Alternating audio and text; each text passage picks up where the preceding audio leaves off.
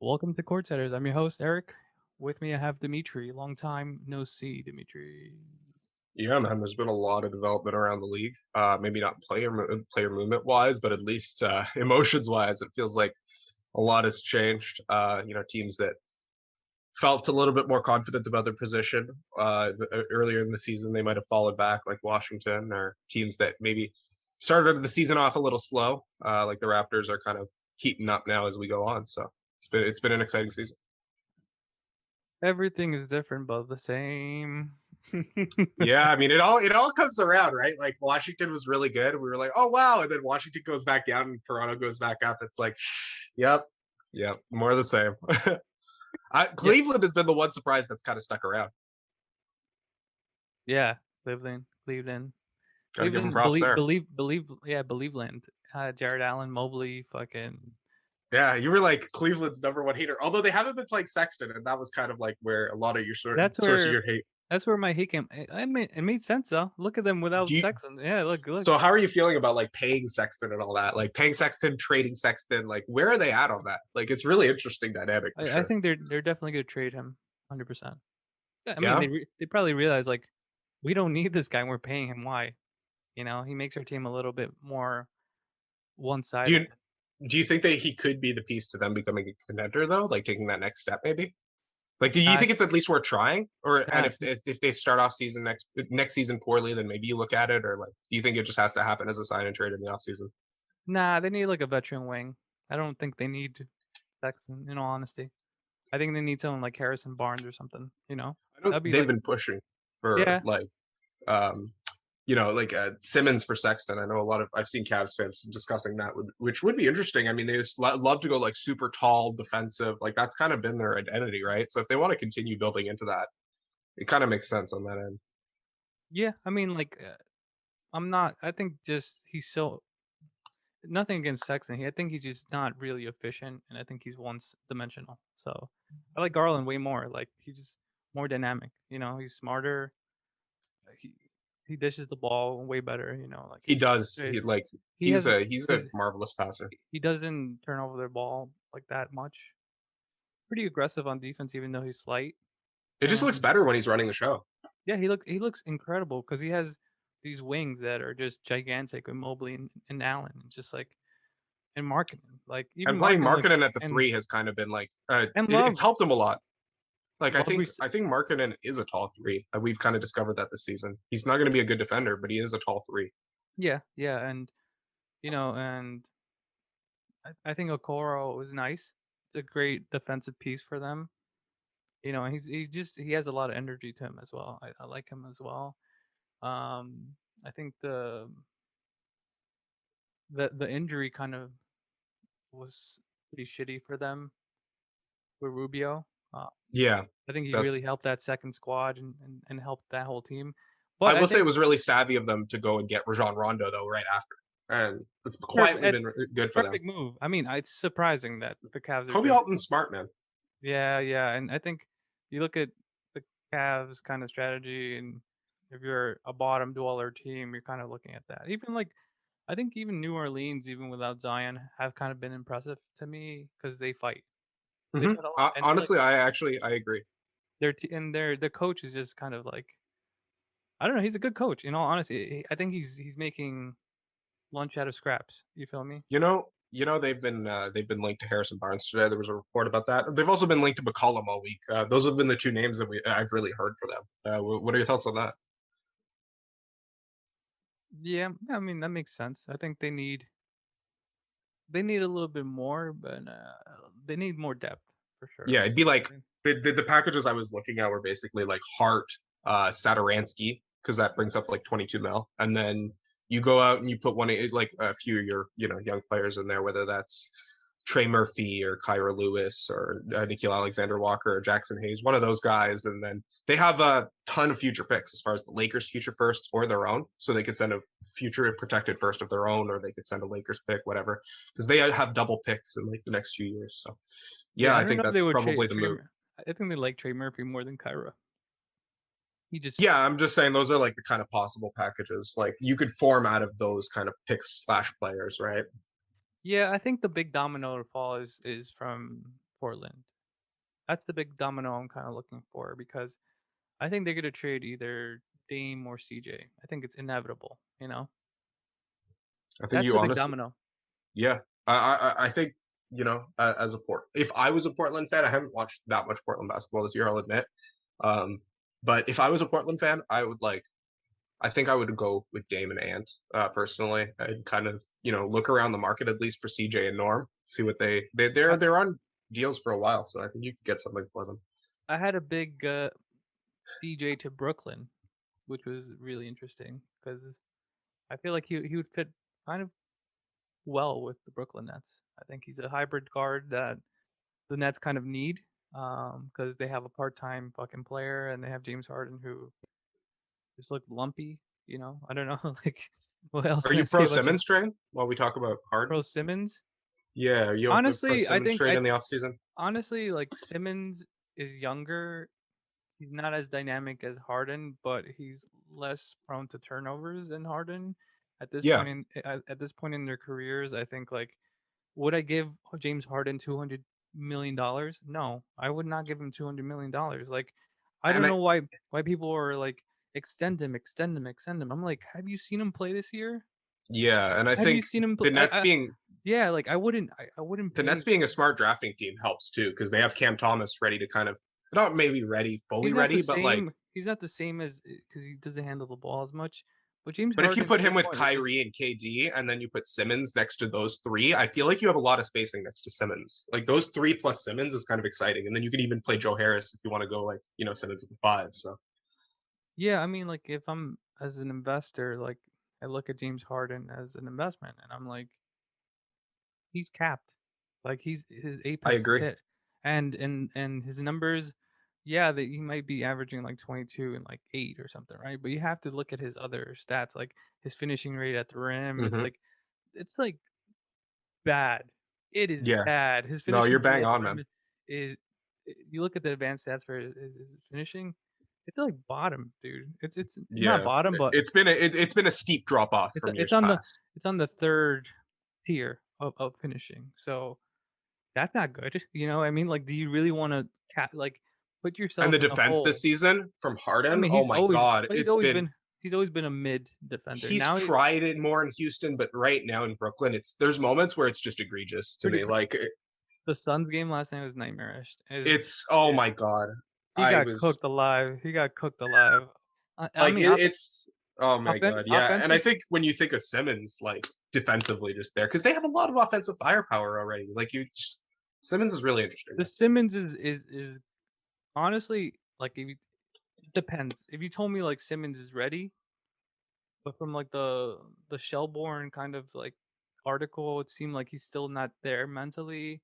And I don't know if I don't know if you would, dude. If you can't play, and like he has to go to Brooklyn and play Philadelphia multiple times a year, so it's like, is he just DNP? You feel me? Like they'll throw tomatoes at him, bro. Like they'll catch him outside of Wawa and just start Two tossing part-time cheese. players. Yeah, no, that's what. Two, Yeah, exactly. Like, dude. I like, mean, poor honestly, it's just KD, man. this fucking. I mean, I'm so crucial on Nash.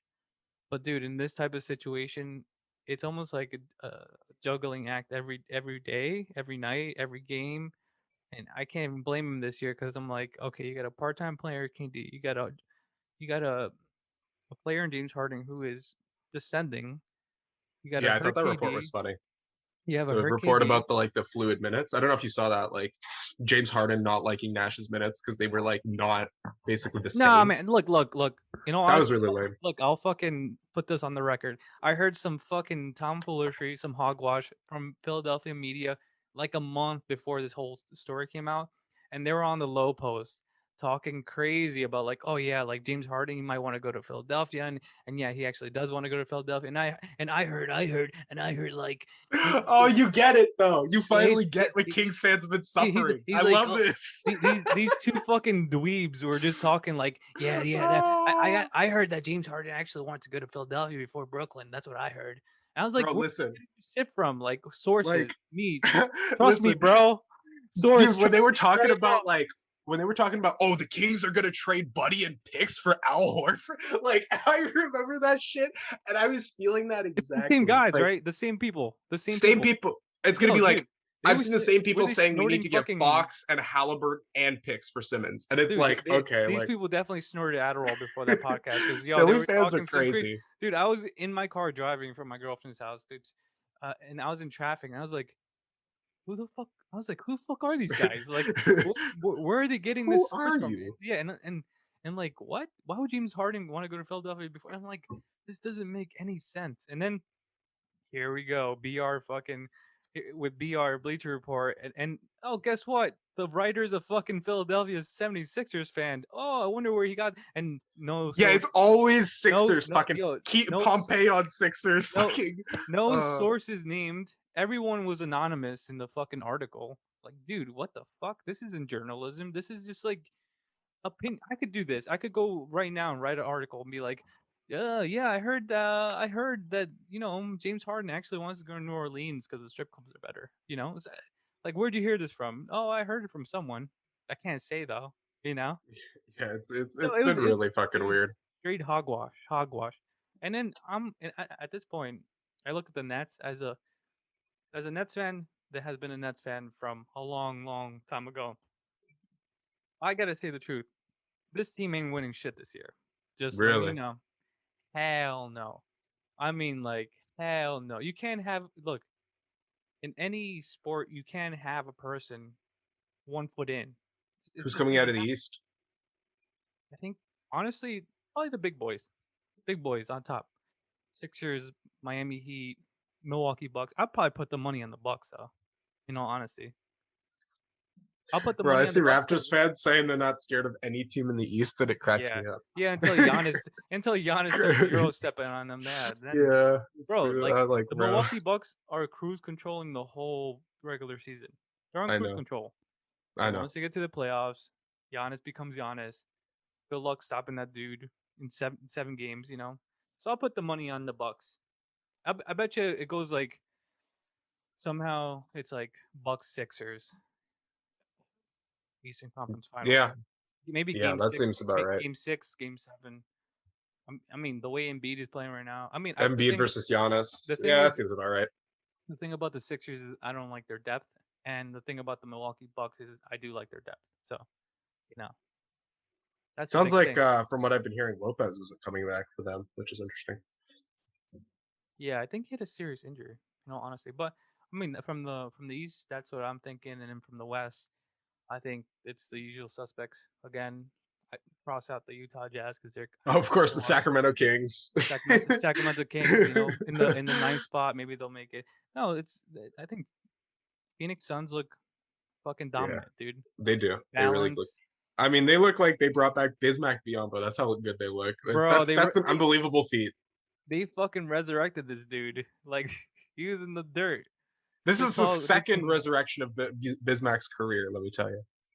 I mean, like that's how good Chris Paul is, though. I mean, he literally could take any dude that is 6'10" and just make him into a monster. Even Jalen, he was making Jalen look good at one point this year. I was like, Dude, okay.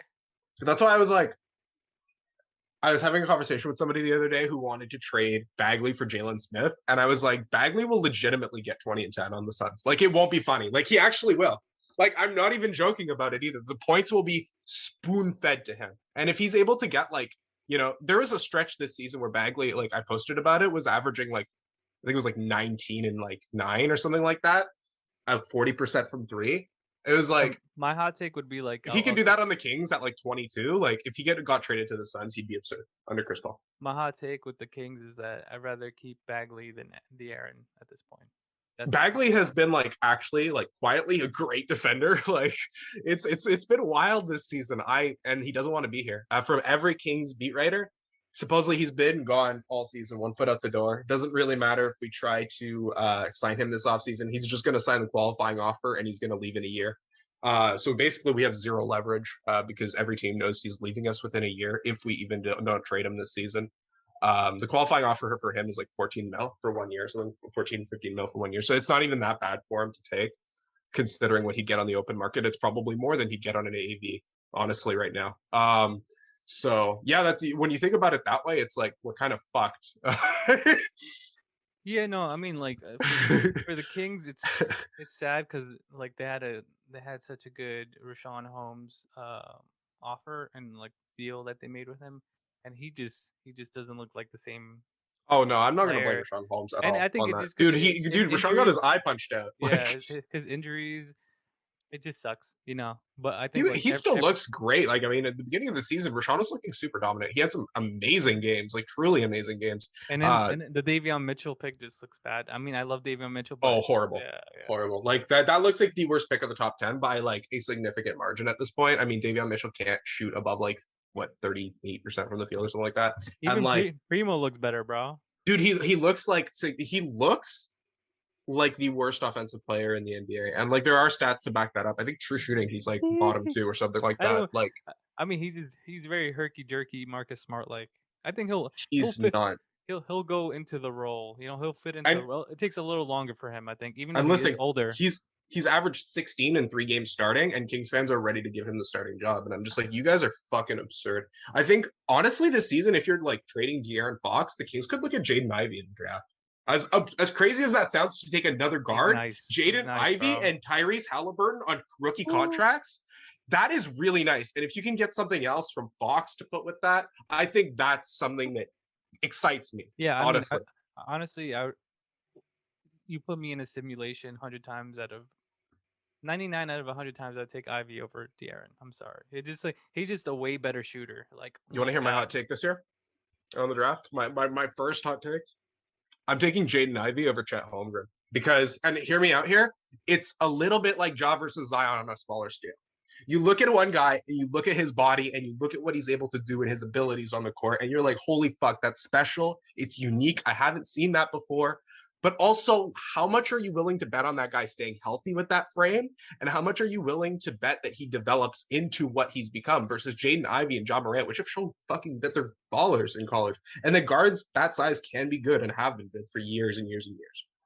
Yeah, I yeah. think it's a completely fair I mean, argument. The Chet thing is like, oh wow, this guy's fucking impressive because he could grab a rebound, he could go to coast, and he could shoot a Easily, like if he he could shoot a hits three. You number know? on his ceiling, he's the best player in the draft. Like if he hits on Yeah. his number one top percentile outcome, he's the best player in the draft. The thing I do worry about him is his math. Like, can he sustain the physicality of an NBA? You know, of the NBA, even though it's not that physical anymore. But at the same time, you gotta get bumped. You know, you gotta get hit. You gotta get elbowed. You gotta get fucking, you know, body checked. So even if it Yeah. is a foul, you gotta get hit. So like Paolo, like looks great because his body is like you can tell this dude's gonna be he's ready. Paulo and Ivy are like, I'm Like really high on those yeah guys. you could tell like his they're just by their his body is NBA ready, and Adrian he Griffin knows. Jr. too, low key. Like top six sleeper, I think. Yeah, I mean, I'm a big Jabari, like Jabari I fan. might be a little bit lower on Jabari though. I'm I, gonna be I honest with you. like Like mate, I just when I love say a little bit lower, I say like 2 or 3. Like yeah, yeah, yeah. But I mean, like any person that gets Jabari is gonna be happy. I think. they're gonna be happy. It's just like he's not as in like flawless as people say. Like he doesn't have a very good handle, to be honest with you. And over the season, he has taken 10 shots at the rim and only hit 5 of them. His rim finishing numbers are god awful. Like to be honest with you, he doesn't get to the rim ever, ever, ever, ever, ever. And when he tries to finish there, it hasn't been super successful. So like those are real concerns from a 6'10" guy when you really come down to think about it. And that's what worries me about Jabari. He's like the kind of the no handle, no bag. Like I call him a no bag victim. Like there's always one in the draft where like it just doesn't look as good, and it's hard to buy it. And it was Tyrese Halliburton a few years ago, right? I really bought it with Tyrese, and kind of Devin Vassell had that feel too a little bit. But like I think both of them still had a little bit more of a bag. I would say. I don't know. It's Jabari's handle does worry me a little bit, and I think he'll grow. I think he'll be able to get a lot better. But if I had to say today, I think Paulo's probably my number one over him, admittedly. Yeah, yeah, no, I get it. I just think like his size, like could be like a power forward hybrid center, small ball center, and it'd just be amazing. You know? I think you could even play him at the 3. I think you could play him all 3 Yeah, positions. I mean, that's the thing. Like he's big. He's strong. He's fast. He's lengthy. Like bro. You put that dude on the right team, he's gonna just block shots, fucking steals. He's gonna dunk the shit out of it. Like he's gonna be Mhm. dynamic. He's gonna be Oh, I like, think he's still a top 10 pick. No question. oh, Or sorry, top five, he, top five, top he's five. My bad. if yeah, if he falls Brain out, if fired. he goes to like the seventh pick or some shit, that'd be crazy. Because I mean, Absurd. right now he's like what 6'11", 250, and I mean, I think you bro, could pencil him for number one already. To be honest, like from what I've been hearing, I think you can pencil him for number one in the and draft. like his body compared to Chet's is like, I get Chet could like shoot better, Yeah, but like his it's better body is built. just filled out, and yeah, and then that's the only thing I worry about Chet, like, cause he's gonna go easily. He's top five, top three, but the he's just very slight, man, and it's not even like Giannis slight, cause even Giannis, Mhm. he had like broader shoulders, and like you can tell he's gonna fill out a little bit. But with Chet, like he has like a chicken chest. You know what I mean? Like it's gonna be hard. It's gonna be hard, but I think if he plays like 3 or something, 4, when you come in that slight, it's rare that a player like really succeeds. Very like so skinny like that. Rare. It really is. I mean, how many people in the NBA right now are that slight that are you know? Mhm. That are like really stars. It's Yeah, tough I to mean, see. I mean, I mean, who? Like it's KD? it's the whole like it's the whole tantalizing thing of like, oh, if he hits his, and it's the same kind of thing as like Zion, although Zion is like really fucking good, and Zion is like a better college player, obviously. Like I think I call it a smaller scale, Zion versus Ja, right? Like where it's more the body comparison, and like you look at like what they could be versus like the guard. I think you just take the guard here. I think Ivy's like super impressive, and I think he's got an attitude and just a hunger, like a competitiveness to win. And I think, I if mean, you're Sacramento, you this just need that. draft is loaded, bro. Even the other dude from Duke is nice. The other guard, what is his name? AJ Griffin. He's AJ good. Griffin, yeah, yeah. No, He's yeah, like I said, Adrian he's Griffin, nice. AJ Griffin, he's top six. Yeah, I Top mean, six, like easily. it's No gonna be question fun. about it. It's gonna be funny that if two Duke players go top six. Like for the past I'd say 2-3 weeks, Adrian Griffin Jr. has looked better than Paolo. Like legitimately. Like he looks like a very, very, very good defensive player, if not like maybe elite one day in the NBA. And then just an amazing shooter. Like, I mean, he's shooting really well from the line. He's shooting great from three. The shots he's hitting are difficult, and the form looks good enough to Stupid. me. I mean, So, he hits stupid shots. That's why, like, he hits shots that you're like, okay, that's like crazy. Like, there's a hand in your face. You're covered. like, You're smothered. Like, you there shouldn't be are real making those scenarios shots. where he's the best player in this draft as well. Like, he's again, that's why I have him so high. Is there are But like also it's very easy to see him Paulo has as some sequences where you're just like, God yeah. damn, like he'll like fucking swat a shot, grab the rebound, go coast to coast, and then dunk it, and just be like, oh Yep. shit, this dude is like fucking. I think the top six Yeah, this year is super exciting, and we haven't even talked about like guys like Shaden Sharp, who hasn't been, who isn't confirmed yet. He has to pass an academic thing to like get in this draft class, but if he so wants to, can be part of this draft class. And I don't know if yeah. I you think he could wait, heard right? He could wait 1 year. You he think? could wait 1 year if he wants to. He's Canadian, and as a Canadian, let me tell you, this kid has been like our most hyped product in a while, like since RJ for sure. Yeah, he's a senior right now. That's the Yeah, thing. he's really nice. Like this kid is he's gonna be really good. So that's the whole top six this year. If Shaden Sharp decides to go, of course, being Chet Holmgren, Jabari, Paolo, Ivy, AJ, and Shaden. Those six are like elite, and then you got guys underneath that are still really good, like Patrick Baldwin Jr., who looks like a little bit of an MPJ, who I think honestly he kind of gives me a LaMelo feeling, where like not in the way that they play, not in a player comparison at all. I want to make that clear. Like they're very far away as players, but like in the way that I think he came into this season, just thinking it was a little bit easier than it would be, and not taking it super seriously. And I don't mean loafing, like being lazy. Like people have misinterpreted me saying that as like, oh, he's being lazy. Like absolutely not. I think he's just so supremely talented compared to his competition that he's not exactly, he knows college isn't shit. And he's using this as a chance to experiment, try some stuff. And he's a little bit cocky about it. And the stats reflect that. But I think the talent still reigns supreme with a guy like Patrick Baldwin Jr. So he's probably still going to end up in my top 10. And then there are other guys, like I said, like Jalen Duren just looks ready to play now. That Crazy, body is right? I mean, ridiculous. Ben ridiculous. Mathurin. Have you seen his two-way sequences from Ooh, Benedict Benedict, Mathurin? yeah, Yeah, Benedict's nice, like dude. that's another top 10 guy this year, I'm a in big, my I'm a opinion. big, I'm a big Ty Washington fan though. Yeah, I think I'll have Yeah, him around like 11 personally. I'm a big I Ty like guy, him. man. I Because I, I really like Tai Tai I too. think he might slide, and I think that would be a mistake by teams. Like, if you need a guard, a hybrid guard, bro, this guy is like nice, bro. Ooh, Oh, absolutely. he I could fly think by you can take anyone. him. You can take him as soon as 7 and feel good about it. Like I said, I think Ivy and Shaden you take before him and like stuff like that. But like, um, like right as soon as 7 or 8, I think you can take Tai Tai and feel really good about it. Yeah, he reminds me of like a better John Wall. So that's what he reminds me of a little bit. But He's really exciting. yeah, yeah. I mean, great names, great. Yeah, the draft is gonna be super exciting this year. I think the teams at the bottom I will say this year. though, I mean, the teams at the bottom this year are fucking lucky because there's like 7 after or the 8. lottery, Yeah, it's hard after a steep lottery. fall off, Yeah, cliff, yeah, yeah, like yeah. cliff. Cliff. But if you're I at the think there's a sleeper like Rocco got hurt this year. I think he's a sleeper that fell to the second round.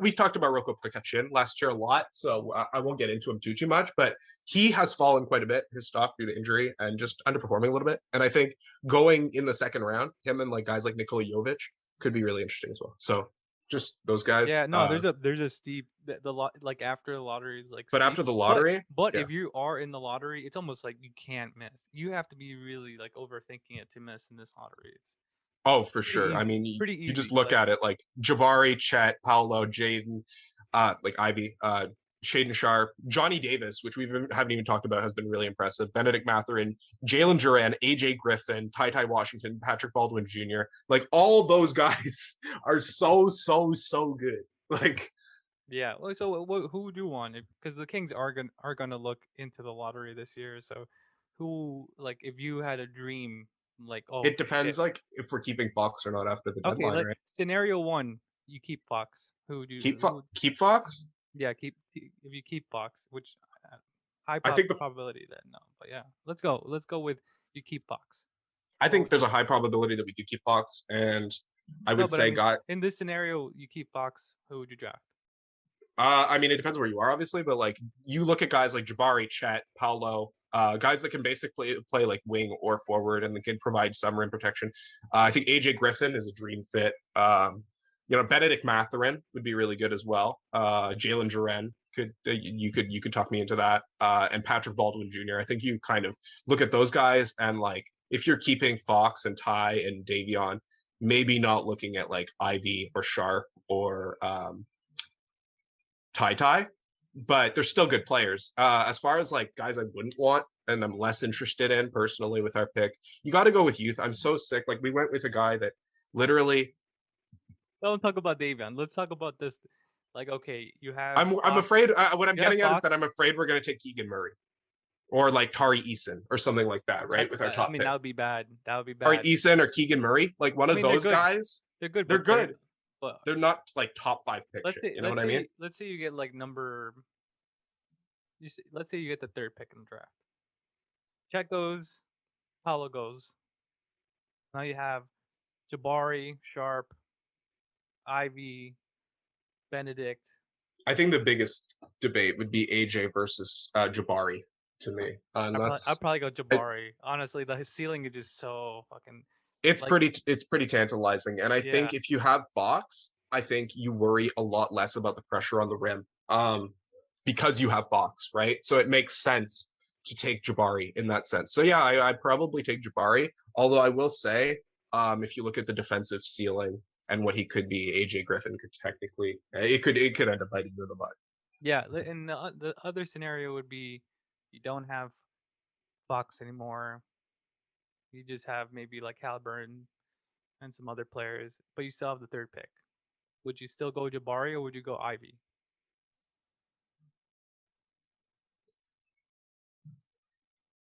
That's really tough. I think I go Ivy, but I think it's I think it's super tough. I think I'd go Ivy, but Oh man, I wouldn't feel good about it.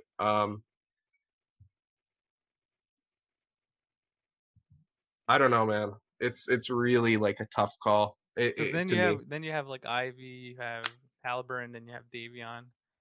To me, So it's to me. But I just don't think Davion's ever going to be a starter. That's the thing, right? It's like Davion. When I think of this team's future outlook, is a non-factor to me. At least I'm like, yeah, like if he's going to be something, if we're lucky and he's something, he's a bench player, right?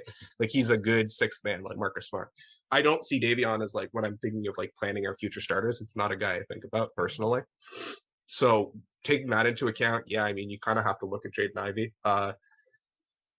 But I don't know. I could very well. I don't want to lock in this answer because I could very well change my opinion by draft day. The more film I watch, it's just like the more I do watch, the more concerns I have with Jabari's handle and his, like I said, his ability to get to the rim. Those have been the big two things. Is like I need to see him be more aggressive getting to the rim. Like he tried to dunk on a guy and the other day and it didn't go great and it was a college comp. So like I don't know. We'll see. We'll see. I reserve the right to change this opinion till after the season because these guys are like literally back to back on my board. So, but yeah, no, I Ivy like I could see myself also ending up just like everybody else with Paolo Smith, like at 1-2, which seems to be commonplace right now. but also So Jabari is so young, it's crazy. Like he is so young. so That's what I'm young. looking at. It's like he's like 18 and I he's know. averaging 20 in like a fucking conference that's really tough. It's like that doesn't happen often, you know? And Jabari's the son of Sacramento Kings player Jabari Smith. Of course. Yeah, yeah. And He's so good. and Paolo's mom played for the Sacramento Monarchs in the WNBA. If Honestly, that yo, like either one would be dream sick. dream scenario for the Kings, Paolo. Like Paolo would fit perfectly in that system. And not even that system, just player wise. Like damn, that's a game changing. That's a franchise changing like pick. You know, in my I opinion, really want Paolo. Yeah, I really want Paolo. I would fuck yeah. You, I mean, maybe just keep Fox to try to move up in draft. Maybe that's the smartest idea. You know, say you have like the fifth pick and you're like, dude, I need Paolo. Fuck I it. think I think in my opinion, like if you were to ask me today what the best thing the Kings can do at the deadline is basically just sell everybody above 25 and go and get Miles Turner, man. Go and get a guy. Look, if you want Fox and Reese to work together, it's been such a Jesus. train wreck defensively that you need This to has been funnel. King's Twitter for like what 5 years now. Miles It Turner. has been. And you look at like every single rating, every single advanced stat. You can look at lineup numbers and you can look at if you insert Miles Turner. And it's like one of the few players that actually makes the Kings a better team. And this year they have an avenue to get Miles Turner at a reduced cost and he won't play. So he won't actually like help them win more games, which I think is just huge. If you can go into next season with Fox and Tyrese and just improve the talent level around them by adding like a guy like Jabari or Paolo or Chet or AJ or whoever Ivy, like, well, not Ivy if you have Fox, right? But like just these guys we've talked about. If you add one of those guys forward and then you add, Miles Turner and you might still have Bagley, like that team looks actually not bad. I genuinely believe that. And it's young too. Like everybody would be under 24. So I think you look at moving Rashawn, you look at moving Barnes, you look at moving Buddy, you caught Bagley, but you probably don't take any offers on him. And you just try to make your pick as good as possible while trading for Miles Turner. I think it's been the obvious move for years, but it's even more obvious now with the fact that he's hurt. Yeah, I mean that's the thing. I think Kings are even though they're in a shitty position right now, I think they could be in a better position for next year. As for the Nets, honestly, with the top five picks from this draft, I would try to get in there, dude. I would try to get in there. If I you would were a try to, Nets, yeah, no, like I if would you were try the to get Nets, in you the would top try to get five. in the top five. I would try to get in the top five. Who do Like, you want on the Nets? Paolo? oh my God, Paolo would be, It's absurd to me that Paolo's gonna like maybe fall from one. Side note, dude. I like mean, he might fall to like three. oh Like my God, that's crazy to me. if Paolo like, if we could do some fucking like blood oath to get Paolo on the Nets. Oh Bro, my god. in like, New York, Brooklyn, Italy, like come on, that shit would fit perfectly, you know? Uh yeah, I would fucking trade Harden. I'll be like, yo, here's Harden, Houston. That's crazy. Take him back. That's wild. That's fucking wild. I don't think he was worth it, man. maybe I'm just a pessimistic fucking Nets fan, but I just think getting rid of Allen was a huge fucking mistake. oh, I didn't Like want that was your biggest. I think organizationally around I Kyrie told and you, KD, that has been the biggest mistake so far. I told you, but they didn't want to pay him the 100 mil. That's why. They should have paid him the 100 mil. The fuckers, like That was a as it mistake. I turns mean, out. the other ones, I'm like, oh, he did, like the Dinwiddie contract. They didn't make a mistake on that one because he really doesn't look like himself in Washington. Oh my god, And yeah, wow. honestly, That's been a we whole might get other him back story at in a cheaper itself. rate. That's the best Yeah, part that'd be about this. wild. That's Would the you best part trade about like this. Joe Harris for him? Like considering how bad Fuck Harris no, was? dude. No? I mean, honestly, I think he's gonna get bought out from the fucking. You think he's gonna get bought out? God I mean, damn. I don't think it's like, that bad. no. But yeah, I mean, like that's my wish. He's That's got my too many wish. years. No, he's got 3 years. I think. I think it's like 3 years or Oh something. shit. Yeah, he Yeah, wanted that shit put in Bitcoin, so it might actually not be worth that much anymore. yeah, man. The contract might be like shot. It might be like 10 Buy it mil. out. Buy it out now while the trip price 10, is low. 10 mil. Damn. Yeah, he fucked himself. That Sheesh, man. It started out so well, and was Spence. that team is just fucking. I mean, Kuzma looks great. You know. Okay. I had this thought the other day, right? It's like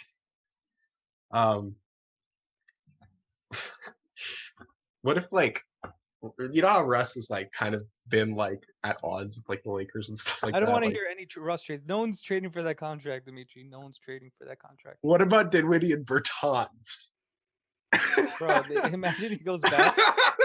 Imagine West back and watch. I thought about that the other day, and just the thought of it was like, oh my god. I mean, honestly, I think he could Oh. succeed. I think Russell Westbrook, if the way I think Russell, it's a bad trade for the Lakers. To be fair, I don't think oh, the Lakers should do that trade. Like I think Dinwiddie is bad and Bertans is just like I don't think the Lakers should even do that trade as bad as like Russ has been. Bertans got the $80 million and was like, I'm drinking Fanta for the rest of my life. That's it.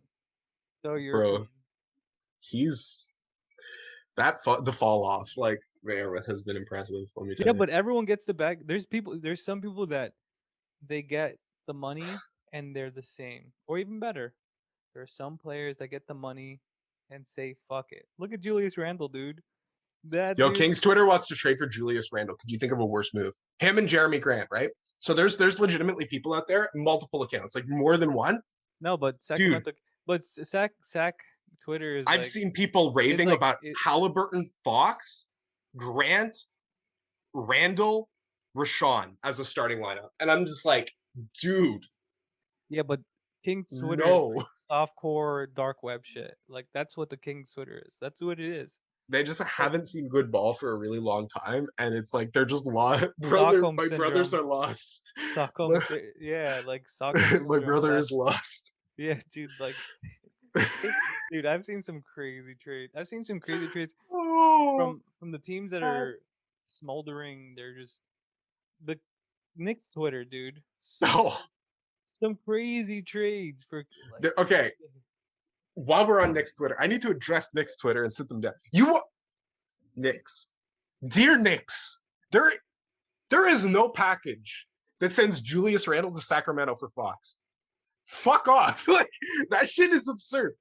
What are y'all thinking? What are y'all smoking with that? Like, no, bro. Like, could you just put us in a worse situation with a guy that's just going to immediately check out? Like when he gets here, and we still have to pay him for like 5 more years, I think. Like, and it's like he's 30 million at 33 or some shit. Like, fuck that, dude. No way. Like, could you get worse than Fox in any like? My God, that's like one of the moves that like, if the Kings want to be bad for another decade, like, that's one way to do it. No, I mean, yeah, no. There's no Fox for Randle trade that exists. None. No. I mean, I think the most obvious one is Fox to Indiana for just the big package. What's the big package? I think it's like Miles Turner. You probably get Holiday. You probably get Duarte. No, you probably get the other expiring dude. What's that guy's name? How am I only getting Miles Turner from this trade? No. I mean, what Holiday sucks ass. Fuck that. You get Holiday, Turner, Levert, and you get the other dude and some picks. You That get shit like blows ass. you get like yeah, dude. The Aaron Fox isn't like the stock isn't that high on the Aaron That's Fox. why I think selling is a bad idea. Like just I mean, straight up. like I think like this is a Miles. guy that was I mean, averaging 25 and 7 last year, and like we were talking about as like very untouchable for the Kings. And like now we're talking about like, oh, maybe Miles Turner and Karis LeVert. It's like, nah, like just keep De'Aaron Fox. He's super young and you have him locked down for multiple more years. Just get the talent level around him right. And if you want to trade him, sure, but like do it maybe when his stats are a little bit better next year and his value is a little bit more fixed. yeah, but if he doesn't want to be there, like it just brings down the team. You feel me? That's all in all. Like you could be great, but if you don't want to be there, it kind of sucks. And it brings down the team as well. Yeah. And I mean, look, I can't say what Fox thinks or doesn't think. So I just don't know if he wants to be here or not. And I don't think anybody can really say personally. What if I, they send the fucking T.J. Warren, Brogdon, Miles Turner, and like 3 first-round picks? I mean, Brogdon and Turner I'd consider with multiple first. Yeah, absolutely. I'd consider Actually, that 3 firsts package. is a lot. That's high, man. I That's mean, like that's that's a lot. That's two. I what mean, I'll probably two, maybe like two, and maybe like a second or I something. need their 2022 first, and I need it like They're not gonna top give a four 22 first. Yeah. top four protected. I need it top four protected. Like if they want a top four protected, fine. They're sitting at 7 right now. How If they many? jump up, they get if they you win the lottery, you only jump top 4, right? You cannot jump up to 5. It's you jump up to the Raptors jumped from 7 to 4 literally last year. If you go like So Brogdon, Turner, Warren, and some picks, that wouldn't be yeah, bad like for I Sacramento. That consider would be that, but nice, you know. it just feels like again, it just feels kind of like a I mean, trade that's like you can't hold like on to the past, Dimitri. You gotta move forward. You feel me? And I think this would be I just no. I know I get what you're saying about like trading Fox, but like I'm just saying I'd be more inclined to do it on a younger guy like than maybe Brogdon. Is all I'm saying. yeah, but like if you have Halliburton and Brogdon, that's And it's like also like it's good. It's not bad because you have veteran I leadership and you have a suave fucking point guard, hybrid point either guard. way that move just doesn't make sense at the deadline, right? Like all things considered, because even if you make this move at the deadline, Fox is sitting right now anyways, so you're not going to be winning more games off of him. So what if he does shut it down and needs surgery after the trade deadline? If you keep him, like, and he does decide to miss the season, so He it's doesn't like need surgery, Dimitri. He doesn't need surgery. I He's think he fucking very well could get a second opinion and need something after the trade deadline. That's what Kings beat writers have been saying, dude. They've been saying that the Kings told this is like it has a historical precedent of basically the Kings. Doug Christie, I believe, had a bone spur in his foot, and the Kings like didn't find it, and they just like were like, nah, like you don't have anything, we can't find it, like, and then yeah, it was just kind of like he had to go get a second opinion, and he got a second opinion, and it ended up he had something, and he had to go get surgery. He shut it down. They traded him to Orlando. It was it's wild. Like I think it could be something similar to that. Like to be honest with you, the Kings do want their players to be secretive about trades around the deadline, or sorry, yeah, about injuries around the deadline. So that is a thing. yeah. That is a thing.